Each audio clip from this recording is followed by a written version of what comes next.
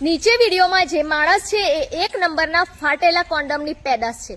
સાલા તું રોજ મયપસ્સી વિરુદ્ધ વિડીયો બનાવીને બકબક કરે છે। હવે કાન ખોલીને સાંભળી લે। તું મયપસ્સીને ચોર કહે છે, લોકોના પૈસા લૂંટે છે એવું કહે છે। સાલા ડોફા, તારી વાતો બંધ કર અને પુરાવો કાઢીને બતાય। એક એક વાતનો પુરાવો લઈને એના સંકુલમાં તું જતો રહે।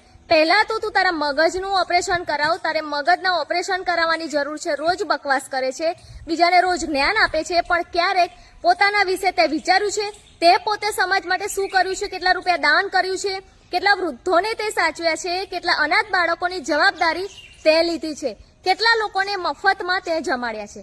કેટલા લોકોને રહેવા જમવાની વ્યવસ્થા તે કરી છે? પહેલા આનો જવાબ આપ, પછી બીજાને જ્ઞાન આપવા નીકળજે। મયપસ્સી ખોટા છે એવું કહેવાની તારી ઓકાદ નથી, એની સામે ઊભા રહેવાની તારી ઓકાદ નથી।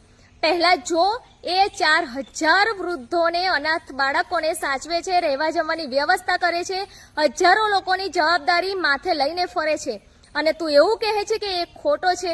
ડોફા, પહેલા તું કરી બતાવ, પછી મયપસ્સીના ખામી કઢવા આવજે।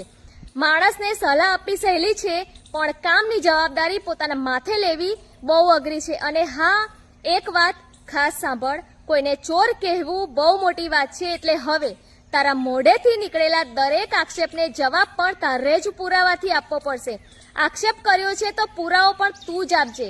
અને તું જે બોલે છે ઘણું બધું, એ પોતે તે શું કર્યું છે એ વિચારજે, પછી બકબક કરજે। પુરાવા સાથે મેદાનમાં આવી જા, જો તારી સાથે પુરાવો હોય તો, અને સાબિત કર। પુરાવા વગર કોઈના વર્ષોની મહેનત અને સેવા પર કાદવ ઉછાળવાનું કામ બંધ કર।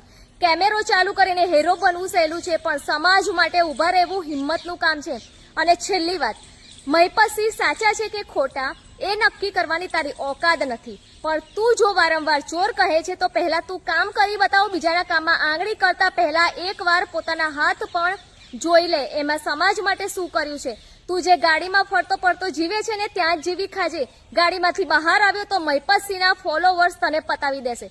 ડોફા, ડરપોક, એક એડ્રેસ આપી જો, પછી જોઈ લે મયપસ્સી કોણ છે।